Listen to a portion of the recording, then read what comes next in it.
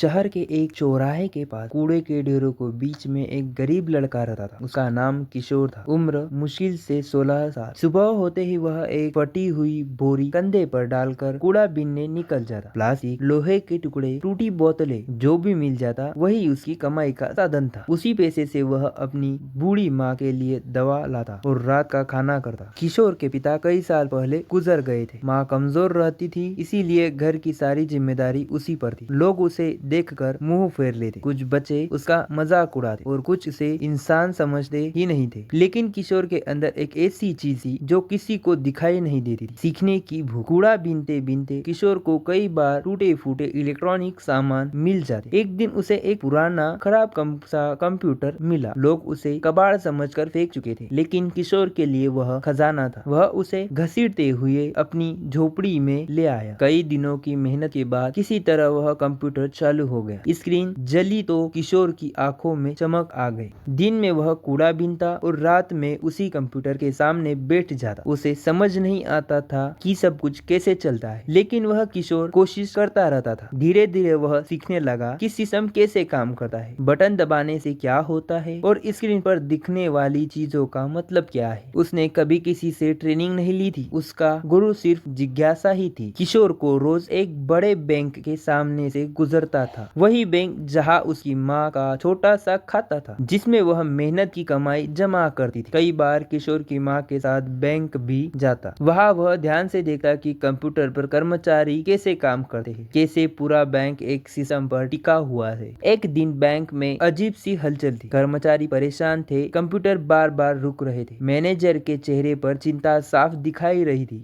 अगर सिस्टम बंद हो गए तो लाखों लोगों का पैसा फंस जाएगा। किसी कर्मचारी ने कहा। किशोर यह सब सुन रहा था। उसे कुछ अलग लग रहा था। उसे लगा जैसे सिस्टम के अंदर कुछ गड़बड़ हो रही है। तभी अचानक बैंक के कई कंप्यूटर ठीक से काम करना बंद पड़ गए थे। ग्राहक घबरा जाते हैं, हमारे पैसे सुरक्षित है ना? लोग सवाल करने लगते हैं। बैंक में अफरा तफरी मच जाती है। सभी एक दूसरे की तरफ देखते हैं, कोई नहीं जानता कि क्या किया जाए। उसी बीच किशोर आगे बढ़ता है। फटे कपड़े, गंदे हाथ, सब उसे देखते हैं, लेकिन कोई उसे गंभीरता से नहीं लेता। किशोर धीरे से कहता है, अगर आप चाहे तो मैं कोशिश कर सकता हूँ। लोग हैरान हो जाते हैं, एक कूड़ा बीनने वाला सिस्टम ठीक करेगा? कुछ लोग तो हंसने लगते हैं, लेकिन हालात इतने खराब थे कि मैनेजर के पास कोई और रास्ता ही नहीं था। अगर तुम्हें कुछ आता है तो बोलो, वह कहता है। ठीक है। किशोर सिस्टम के पास जाता है। वह घबराया हुआ था, लेकिन भागा नहीं। उसने वही किया जो उसे सही लगा। शांति से, ध्यान से उसने सिस्टम को नुकसान नहीं पहुंचा, सिर्फ उसे सही तरीके से चलाने से रोकने वाले खतरे को पहचान लिया। कुछ ही देर में स्क्रीन फिर से सामान्य हो जाती है। पूरा बैंक सुन्न रह जाता है। लोगों के खाते सुरक्षित है। लाखों रुपयों का नुकसान टल चुका था। मैनेजर की आंखें खुली की खुली रह जाती है। तुमने ये कैसे किया? वह पूछता है। किशोर बस